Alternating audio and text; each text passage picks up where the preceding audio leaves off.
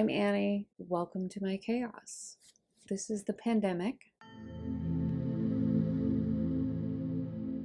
Today I'm going to talk about couples in quarantine, and I only have a minute because I am in mask making jail. I have no unemployment, no stimulus check. My SBA loan didn't come through. So I'm selling masks on Etsy, and it's kind of a miracle. It's like Freaky Friday. It's like upside down land. I'm suddenly winning at Etsy and failing at my massage therapy business, which is like opposite of how it used to be. Anyway, I'm making masks. That's how I'm living, and I cannot make them fast enough. They keep selling out. I'm not even going to tell you where they are because I can't keep up. No, I'll tell you. They're at handsomeannie.com, but seriously, like I'm out of stock right now. So I can only make so many a day. Today, I want to talk about couples in quarantine, and this is just one person's perspective. I know, there's a joke people are saying, like, after this quarantine is over, like, will there be more divorces or more births? Are people going to be, making babies or getting a divorce after this is all over? I am 43, so I'm not going to be making any babies. And I'm not going to be getting a divorce either. Actually, things are very harmonious between my partner and I. And, he's an asshole, and so am I. And, there's friction and tension, just like there always is. Before the pandemic, during the pandemic, after the pandemic, he's my favorite asshole, and I'm his favorite asshole. That's how it is. I love him, and he's such a fucking jerk sometimes, and so am I. And that's just how it goes. That's just, being honest. So I just want to talk about the one thing that we did when we were sort of preparing for this quarantine, because he kind of freakishly saw it coming. I have another video about that you can watch if you want to. He started talking about this virus in late December, and he would just not shut up about it. And he started like buying all this food and filling up the freezer. And yes, he bought toilet paper too.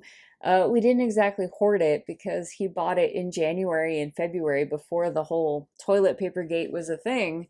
But yeah, he was stocking up, and myself and my family, we were all like scratching our heads, like thinking, like, what is he doing? But I guess he was right, because we had to shut down just like he said that we would, and we're dealing with this virus and we're stuck at home. So he was right about that one.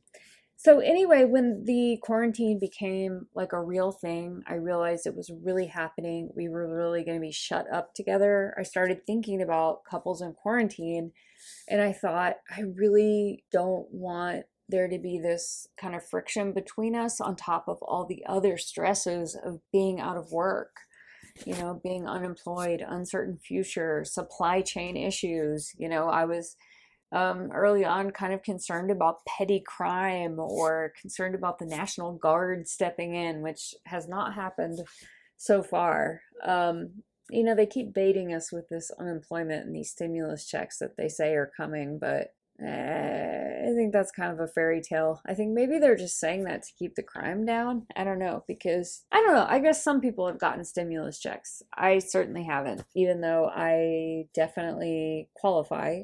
I don't owe any back taxes or anything like that, and I do file and pay my taxes.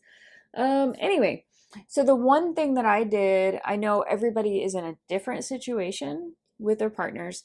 The one thing that I did very early on is that I had a serious talk with him, and I said, this could be intense. We're going to be spending a lot of time together. We already spend a lot of time together. We're both self-employed, so we see each other a lot. We're sort of, in and out of the house all day long, and we just have a lot more free time than people who work, 40 to 80 hours a week. I said, this could get intense, and so I just want to talk about this now, and I just wanted to say that I'm going to have a heightened awareness of how much I'm pushing your buttons and annoying you. Because if you're in a couple, you know exactly how to annoy your partner and how to push his or her buttons. And you can decide consciously not to do that. And so that's what I decided very early on. And, he's pretty mature. He's he's so even-tempered and mature and evolved sometimes that it makes me sick. If you follow personality typing or like objective personality, to me, he's like impossible to type because he's so integrated, so even-tempered. Maybe he's some kind of alpha. I don't know. Drives me crazy, because he's just so fucking smart and kind and cool and a really great person, but he's also an asshole, just so you know. Anyway, I know how to push his buttons. He knows how to push my buttons. And I made a very conscious decision not to do that. And we've been kinder to each other. We've been a little bit careful because there's a lot of pressures right now. We both have some unemployment or, lesser employment. I pivoted. I saw eventually that the stimulus check and the unemployment and the SBA loan was not going to come through.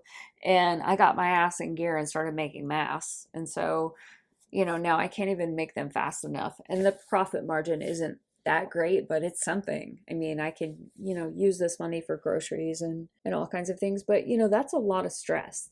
So you want to make a conscious decision to be kind to the people that are close to you because it's already so hard. So if you know what the other person's buttons are that you can push, how you can get on their nerves, make a decision every day, every minute, every hour to not do that and just be kind and be real. But that is what has worked for us, and we have been very, very good to each other. And there's nobody else I'd want to do the pandemic with, And we buried our dog together a couple weeks ago.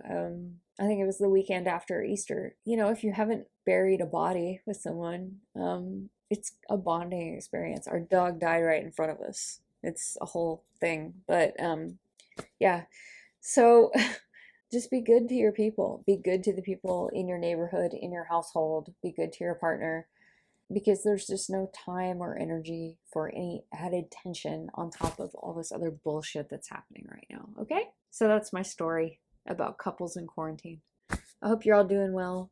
Take care. And so I just thought of another thing.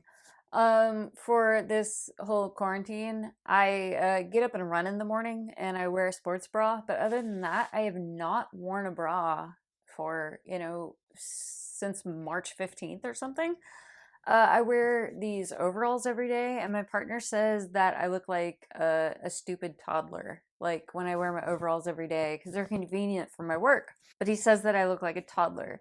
So one thing that maybe I could do that I haven't done for my partner just to surprise him is maybe like wear something else. So that's a tip. You don't have to do it, but it could be nice. Like, what if I surprised him? Like, I don't think my button pants will fit me right now, but I probably have a dress that would fit. So, what if I put on a dress and surprised him with something other than railroad striped overalls? I think he would probably appreciate that.